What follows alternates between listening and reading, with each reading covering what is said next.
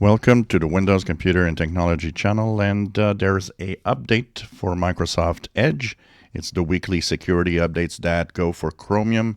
So if you are using Edge, and even if you're not, I suggest you still do it because you never know when a link opens Edge rather than your favorite browser.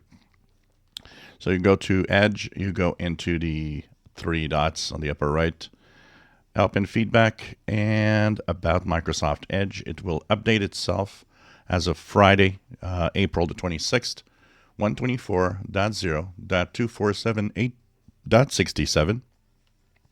And like I said, this will fix the high severity and the kind of zero-day critical flaw that was discovered in the Chromium browsers.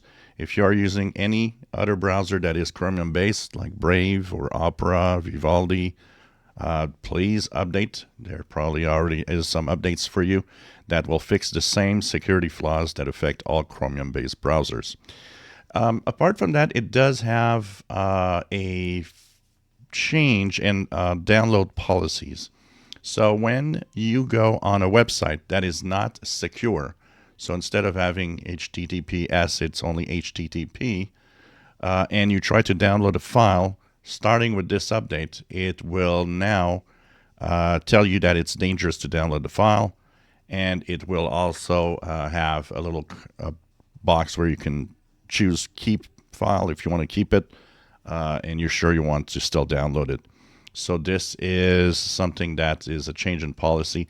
The policy was already there in the browser, but it was not turned on. So any websites that's unsecure that you try to download files from will have that new security check. If you enjoy my videos, please subscribe, give us thumbs up. Thank you for watching.